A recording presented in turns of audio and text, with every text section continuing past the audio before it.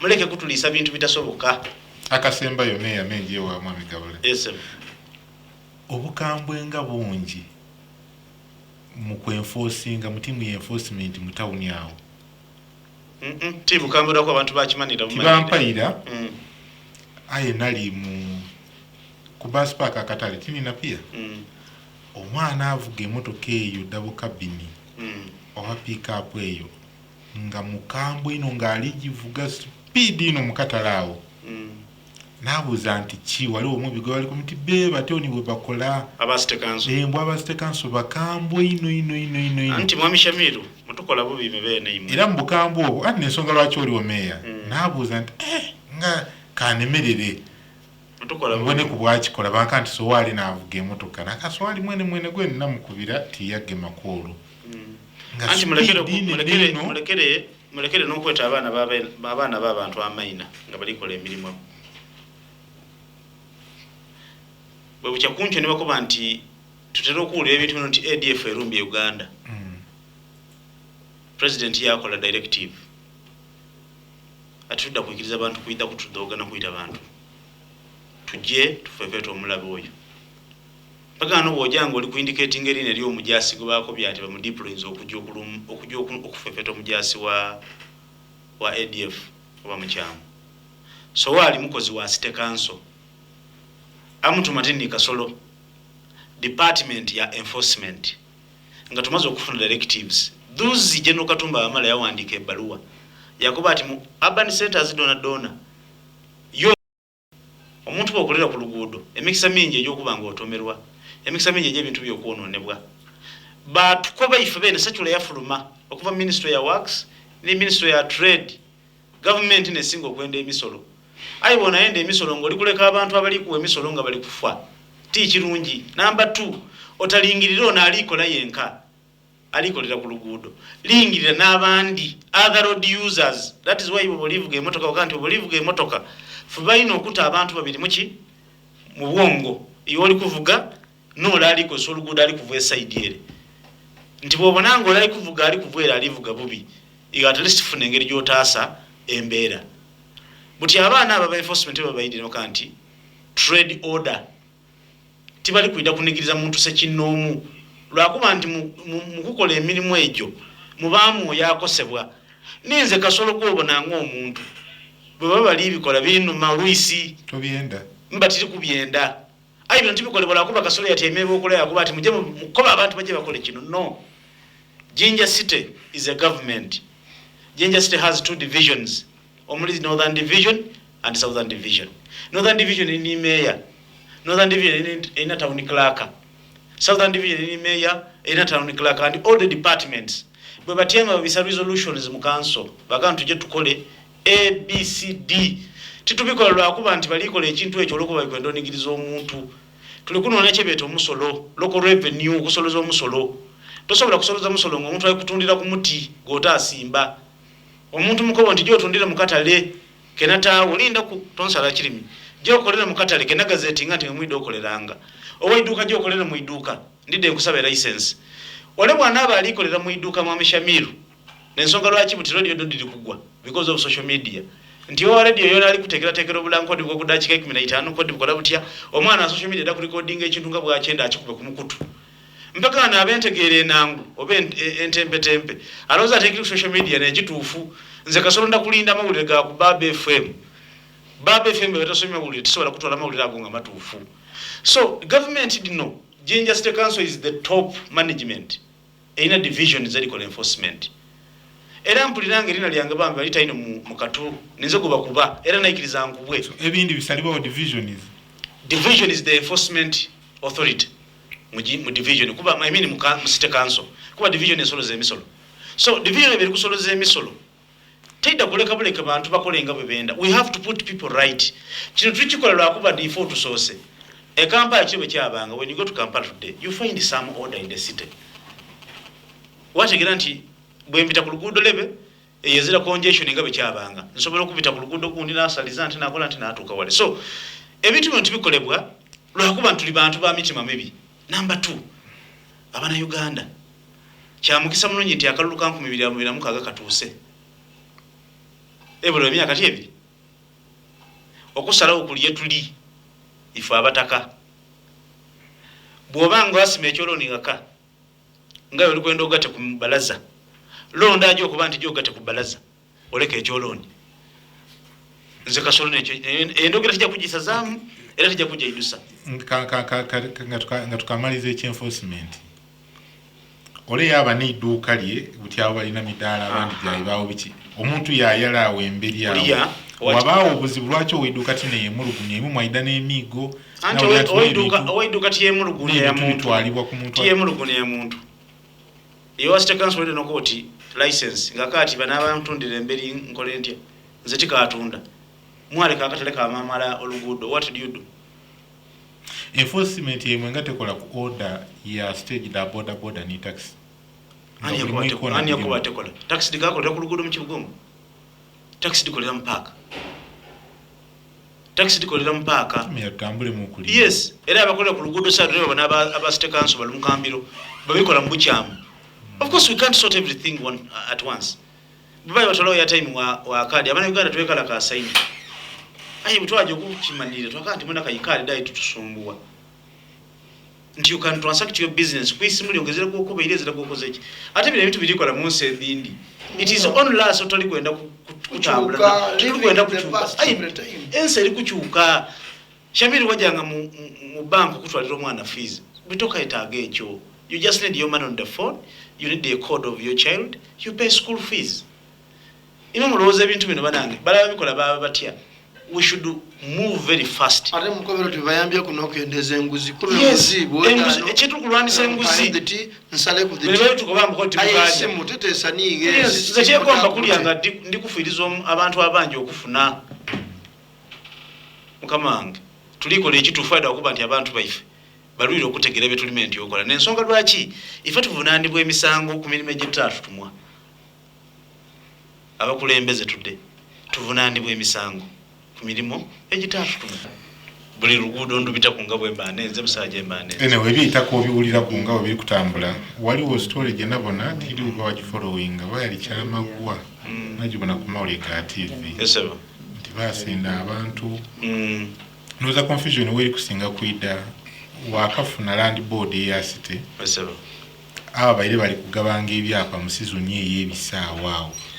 ya kituufu nti bayina bulugu waitaka mu Jinja City okuva 2022 omwezi ogw'omusanvu paka olwaleero nti olw'obutagumikiriza bw'abantu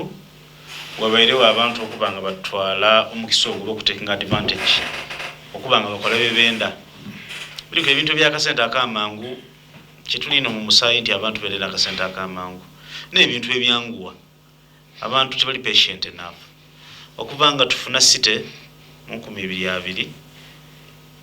paka yatufunye land board abantu bali baloza tubaye ekibuga kiri kujaga oba kiri kuwaawo nkyo songa Jinja City is here to stay. Jinja City has been here before me and it will be here after me. So timana lwaki omuntu oyanguwa ino okugwa ni mu nsobi bakozesa ensobi ku kintu ekisobola okuba nga kigondolwa. And I want to sound this very proper eri yakobe ati kasolonga mukambwe munani nze ndogera mazima eri amazima gafuula omuntu omukambwe buli yafuna kyapa mu Jinja City kuitaka lya Jinja City Council odi amataka gabuzabuza abantu lanti no system in Uganda ebuzabuza abantu buli okobo yafuna kyapa mu Jinja City eri no lakati hii ninza ali kuitaka lyange eri wana nyini eri abafuna amataka nga eno kidingi ekyapa ekyo wagulubya kigulubye bakikuwanga mu mbeera etali ya bulido etali nungi bayinza okuba bakubba sente ningi era gana adiga yongolozo nti ebintu tibidda ku terabige ayinga ekituufu kiri kuidanga ozira bugumiikiriza wandibanga akasente bakakulyako Jinja City Council from 2021 omwezi ogw'omusanvu na kuno mwezi nga lulala abantu bavunaanyizibwa ogaba ebyapa oba okolera ku nsonga y'okuwa minati ey'okujya mu mulandi budget land what board land board of course egaba minati okujere mu emzo emirimu butino okutandika okolebwa emituufu ebali obere bifu definitely okuva nga lulala ogw'omusanvu 2022 nisachula eriwo because between mu city ministry ya guidinga ni atone general ya guidinga nti ezirayikirizibwa ku transactinga itaka. Nze ng'omuntu nzira interest mu mataka gaimwe aye nsobola okukobera ekituufu ekidde okukuba nga kikuyamba n'okukolaga ebyo ebinaakukosa nga wakola ebyamangungu okwenda okubita mu windo tofuna ebikyamu. Oli ku itaka ly'abantu erimu erya city? Erya city, of course. When I talk about, I'm the head of Jinja City Council. Itaka lya Jinja City erya abantu, of course itaka lya abantu nze tiringe maago ayiri amataka. There are those lands amataka gaba applying ira for ngoli kwenda ofuna lease, oli kwenda extending a lease, abakozesebwa ensobi mu extending a lease daimwe mu bukyamu oba mu mangungu mu bintu by'ekyangungu. Ekyo amaloboozi gange mugafune nti meya yakobye nti obanga afuna extension ku lease oba n'ofuna freehold ku itaka etalimenti kubali ya freehold mu Jinja City Council ekyo bafuna ifu.